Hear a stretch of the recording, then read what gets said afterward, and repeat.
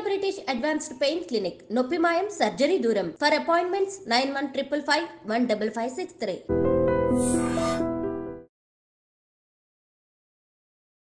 Hi, hello, నమస్తే, welcome back to iDream media. ఈరోజు మనతో ఉన్నారు సర్టిఫైడ్ ఫైనాన్షియల్ ప్లానర్ అయిన సుభాష్ బాబు గారు. సో ఎక్కువగా మ్యూచువల్ ఫండ్స్లో ఇన్వెస్ట్ చేయడం అనేది చాలామందికి ఈ మధ్యన అలవాటు అయింది అండ్ చాలామంది ఇన్వెస్టర్స్ వస్తూ ఉన్నారు. 25,000 కోట్లు మనకి ఎస్ఐపి ద్వారా వస్తూ ఉన్నాయి. అయితే ఎస్ఐపి అనేది ఏ డేట్స్లో చేయడం చాలా ఇంపార్టెంట్. ఏ డేట్స్లో చేయడం వల్ల మీరు ఒక మంచి రిటర్న్ అనేది చూస్తారు, అసలు ఎలా పాసిబిలిటీ ఉంటుందా, ఈ విషయాలన్నీ కూడా సార్ని అడిగి తెలుసుకుందాం.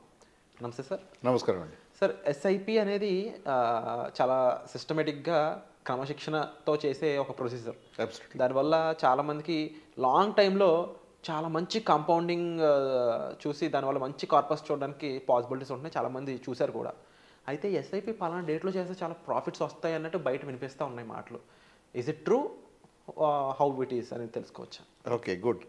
ఫస్ట్ ఆఫ్ ఆల్ ఎస్ఐపి మీద చాలా మంచి అవగాహన క్రియేట్ అవుతుంది ఇండియాలో. I'm very very happy.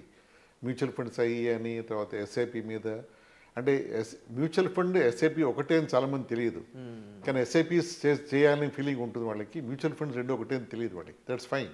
SIP చేస్తే వాళ్ళ డబ్బు గ్రో అవుతుంది. దట్స్ ఫస్ట్ టిక్ మనం పెట్టుకోవచ్చు మన లైఫ్లో. తర్వాత ఒక డేట్లో చేస్తే రిటర్న్స్ బాగా వస్తాయి అని ఒక కామన్ థాట్స్ వింటూ ఉంటాను నేను కూడా అప్పుడప్పుడు. అది వింటే నాకు కొంచెం స్మైల్ వస్తుంది ఫేస్ మీద. ఎందుకంటే ఏదో అపోహల్లో మనం డిఫరెంట్గా మనం వీఆర్ వెరీ హ్యాపీ నేను catching some point and spending time on it. First పెడితే బెటరా, 5th, 10th, 15th, 20th అని చాలా ఇవి ఉంటాయి, థాట్స్ ఉంటాయి.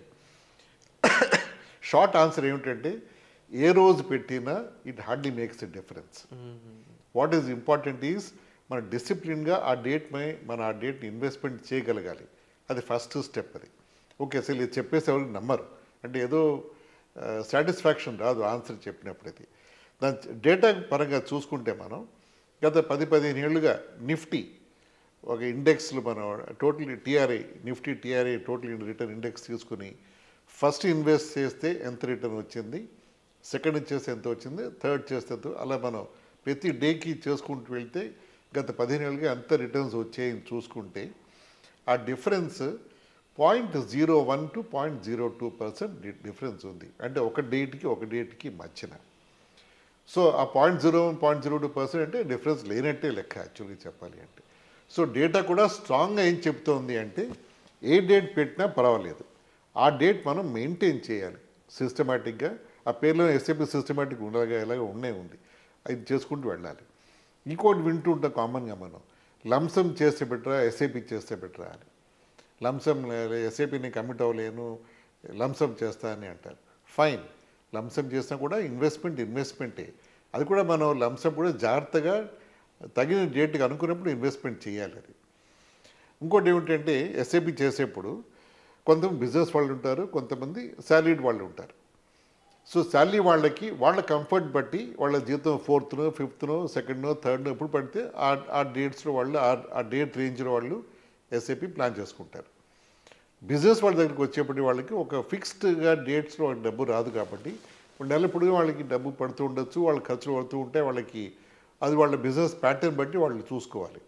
కానీ వాళ్ళకి కూడా ఒక మెథడ్ మ్యాడ్నెస్ ఉంటుంది. ఆ బిజినెస్ కూడా ఏదో ప్యాటర్న్ మనం పట్టుకుంటారు, వాళ్ళే పట్టుకోగలరు. ఆ డేట్లో చాలామంది 10th, 15th ప్రాంతాల్లో వాళ్ళు పెట్టడం జరుగుతుంది బిజినెస్ వాళ్ళు. ఎందుకంటే అది వాళ్ళ కంఫర్ట్.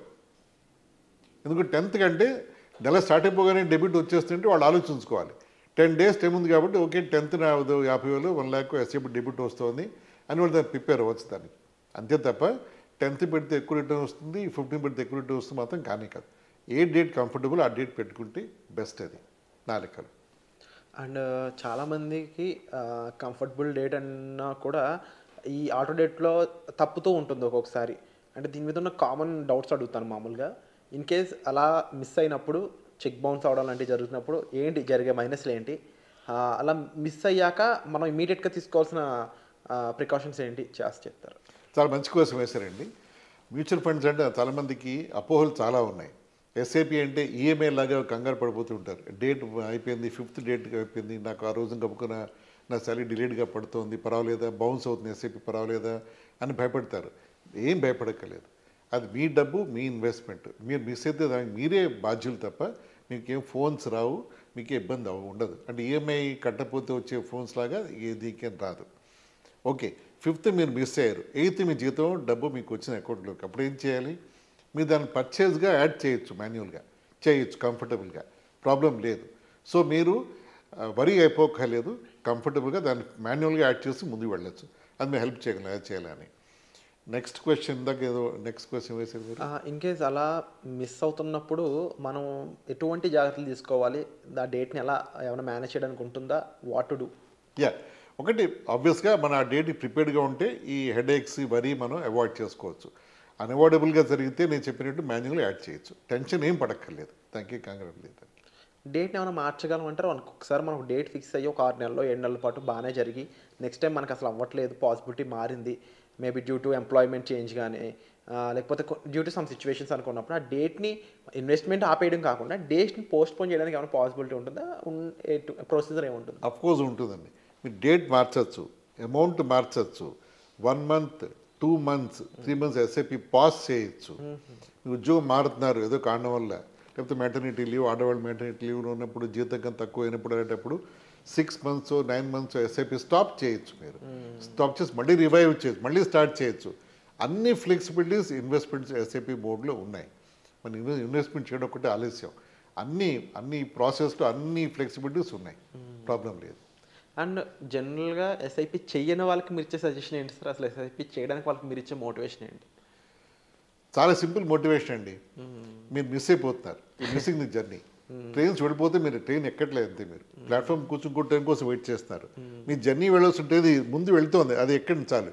ఎక్కితే మీరు మీ గమ్యం చేరిపోతారు మీరు, అంతే తప్ప మీరు ఎన్నో ఎగ్జాంపుల్స్ చూపించవచ్చు. అంటే మీరు ఎర్లీగా స్టార్ట్ చేస్తే, ఒక ఎగ్జాంపుల్ చెప్పాలి అంటే, ఒక 30 ఏళ్ళ వ్యక్తి 3,000 రూపాయలు ఎస్ఐపి చేస్తే 60 ఏళ్ళు వచ్చేప్పటికి 1 crore అతను అక్యుములేట్ చేయొచ్చు. 30 ఏళ్ళ వ్యక్తి 3,000 రూపాయలు ఇన్వెస్ట్ చేస్తే ఎస్ఐపి చేస్తే, అది 40 ఏళ్ళ వ్యక్తి అంటే 10 ఏళ్ళు అతను ప్లాట్ఫామ్ కూర్చొని టైంపాస్ చేసి చూడకుండా ఉన్నవాడైతే 40 ఏళ్ళ దగ్గరికి వచ్చేప్పటికి అతని వాల్యూ 12,000 రూపాయల ఎస్ఐపి ఇన్వెస్ట్మెంట్ చేయాలి. అది 50 ఏళ్ళ దాకా వెయిట్ చేసి ఇన్వెస్ట్ చేస్తే అది 40,000 రూపాయలు అవుతుంది.